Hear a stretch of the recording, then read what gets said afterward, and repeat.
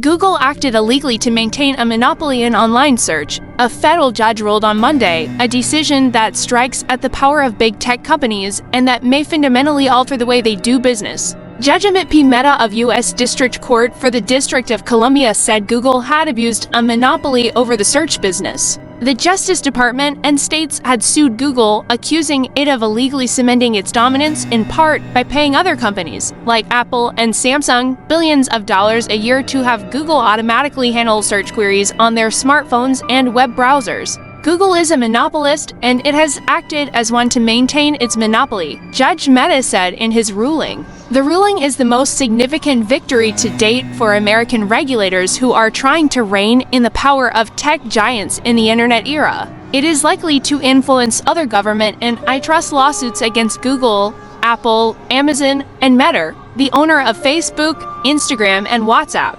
The ruling did not include remedies for Google's behavior. Judge Mehta will now decide that, potentially forcing the company to change the way it runs or to sell off part of its business. The ruling capped a years-long case, U.S. et al. v.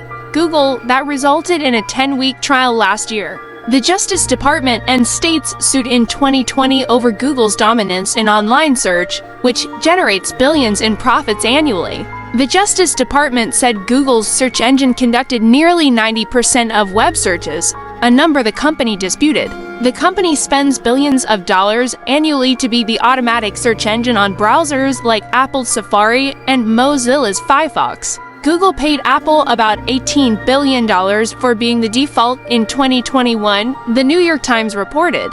During the trial, Microsoft chief executive Satya Nadella testified that he was concerned that his competitor's dominance had created a Google web and that its relationship with Apple was oligopolistic. If Google continued undeterred, it was likely to become dominant in the race to develop artificial intelligence, he said. Google's chief executive, Sundar Pichai, countered in his testimony that Google created a better service for consumers. Users choose to search on Google because they find it useful, and the company has continued to invest to make it better, the company's lawyers said. Google is winning because it's better, John Schmidtline, Google's lead courtroom lawyer, said during closing arguments, which were held months later in May. The government argued that by paying billions of dollars to be the automatic search engine on consumer devices, Google had denied its competitors the opportunity to build the scale required to compete with its search engine. Instead, Google collected more data about consumers that it used to make its search engine better and more dominant.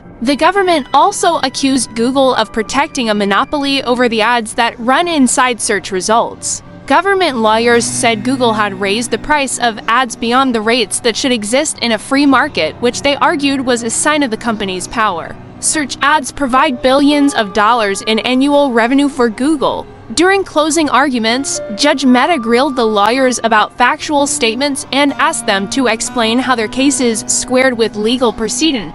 The importance and significance of this case is not lost on me, not only for Google, but for the public, he said.